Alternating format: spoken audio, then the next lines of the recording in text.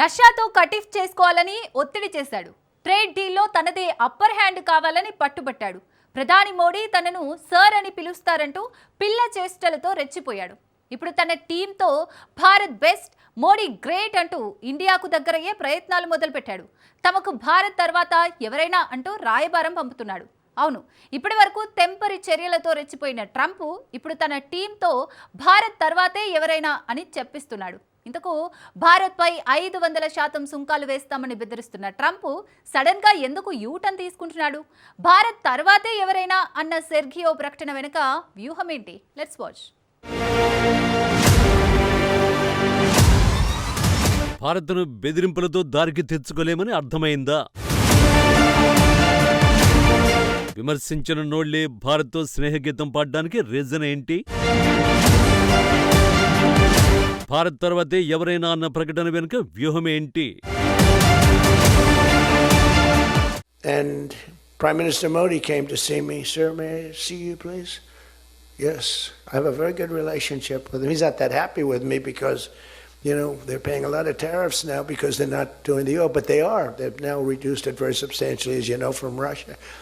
We're getting rich because of tariffs, by the way. I hope everyone understands that. Bharat America మధ్య already దెబ్బతిన్న దౌత్య సంబంధాలను మరింత దిగజార్చిన Trump temporary కామెంటే ఇది. పెండింగ్ రక్షణ కొనుగోళ్లు, వాణిజ్యాంశాలకు సంబంధించి భారత ప్రధాని మోడీ సర్ ప్లీజ్ మిమ్మల్ని కలవచ్చా అంటూ తనను ప్రాధేయపడ్డారని డొనాల్డ్ ట్రంప్ తలపొగరు ప్రదర్శించాడు. ప్రధాని మోడీ తనకు మంచి మిత్రుడని చెబుతూనే ఆయన్ని కించపరిచే విధంగా వ్యాఖ్యలు చేశాడు. అపాచీ హెలికాప్టర్ల సరఫరాతో సహా పెండింగ్ లో ఉన్న రక్షణ కొనుగోళ్లు, వాణిజ్యాంశాలను చర్చించేందుకు భారత ప్రధాని తనని వ్యక్తిగతంగా బతిమిలాడుకున్నారంటూ నోటికొచ్చింది పేలాడు. అక్కడితో ఆగలేదు. భారత్ను రెచ్చగొట్టేలా 500% సుంకాలు విధిస్తామంటూ మరో ప్రకటన చేయించారు. శాంక్షనింగ్ ఆఫ్ రష్యా యాక్ట్ 2025 పేరుతో సుంకాల బిల్లు సిద్ధం చేసి త్వరలోనే సెనెట్లో ప్రవేశపెడతామని, ఈ బిల్లుకు ట్రంప్ గ్రీన్ సిగ్నల్ ఇచ్చారంటూ Republican senator Lindsey Graham bomb పేల్చాడు. అతడు చెప్పిన దాని ప్రకారం ఆ బిల్లు ఈ వారంలోనే సెనెట్ ముందుకు రాబోతోంది. ఇది కూడా సరిపోదన్నట్టు రీసెంట్ గానే ట్రేడ్ డీల్ కుదరకపోవడానికి కారణం ప్రధాని మోడీ ట్రంప్తో మాట్లాడకపోవడమేనని మరో అబద్ధపు ప్రచారం కూడా చేశారు. Sheet the contracts and set the whole deal up. But let's be clear, it's his deal. Yeah. Okay? He's the closer. He does the deal. So I said, you got to have Modi. It's all set up. You have to have Modi call the president. And they were uncomfortable doing it. So Modi didn't call. భారత్తో trade deal ఎందుకు కుదరడం లేదు అన్న ప్రశ్నకు అగ్రరాజ్య వాణిజ్య మంత్రి Howard Lutnick ఇచ్చిన అబద్ధపు క్లారిటీ ఇది.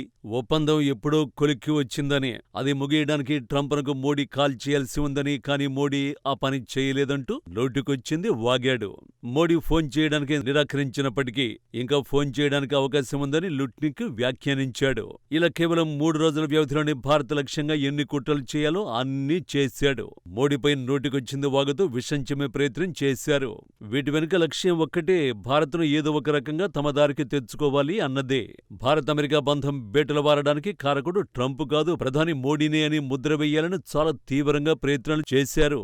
కానీ మోడీ సర్కారు వెనకడుగు వెయ్యలేదు. అమెరికా విమర్శలు, ఆరోపణలు, అబద్ధపు ప్రచారాలను అన్నింటినీ తిప్పికొట్టేసింది.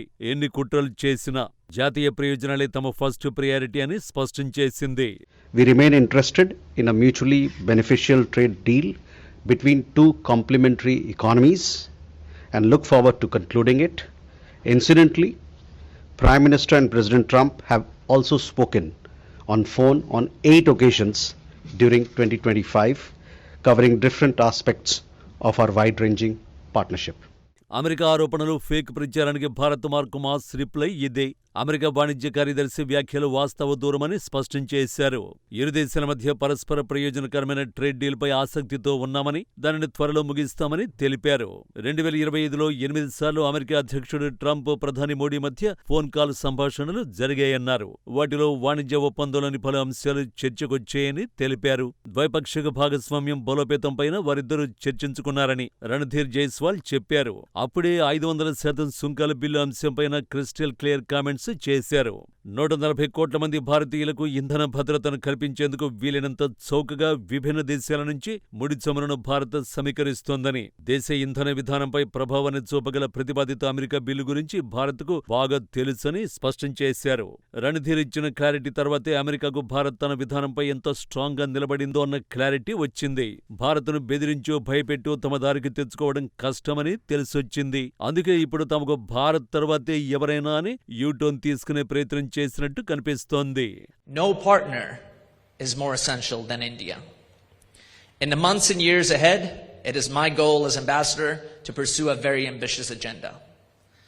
We will do this as true strategic partners, each bringing strength, respect, and leadership to the table. Thank you, and may God bless the enduring friendship.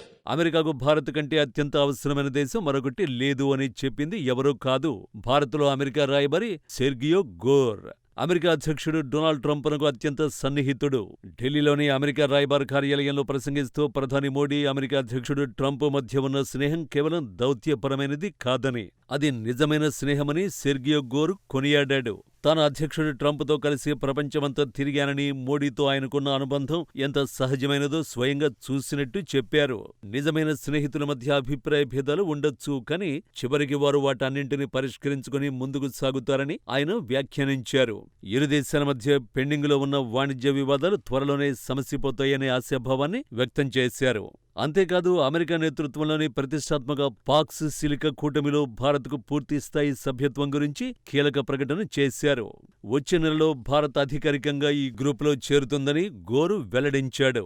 I also want to share with you today a new initiative that the United States launched just last month called Pax Silica. Pax Silica is a US-led strategic initiative to build a secure, prosperous, and innovation-driven silicon supply chain, from critical minerals and energy inputs to advanced manufacturing, semiconductors, AI development, and logistics. Nations that joined last month include Japan, South Korea, the United Kingdom, and Israel.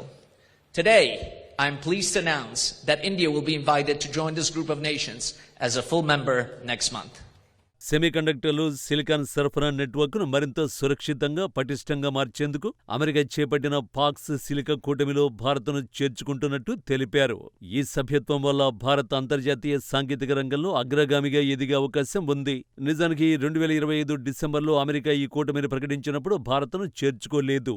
రష్యాతో స్నేహాన్ని చూపిస్తూ భారత్ లేకుండానే కూటమి ప్రకటించింది. ఇప్పుడు మోడీ సర్కార్ అడగకుండానే pox silica కూటమిలో చేర్చుకుంటున్నట్టు ప్రకటించింది. ఇవన్నీ భారత్ను బెదిరించి తమ దారికి తెచ్చుకోలేమని అమెరికా అర్థం చేసుకోబట్టే అని విశ్లేషకులు అభిప్రాయపడుతున్నారు. అదే నిజమైతే భారత్ అమెరికా మధ్య దౌత్య సంబంధాలు తిరిగి గాడిన పడుతున్నట్టే. కానీ అమెరికాను పూర్తిగా నమ్మడానికి లేదు. ట్రంప్ మనసు ఎప్పుడైనా మరో యూటర్న్ తీసుకోవచ్చు. కాబట్టి మన జాగ్రత్తలో మనం ఉండడం బెటర్.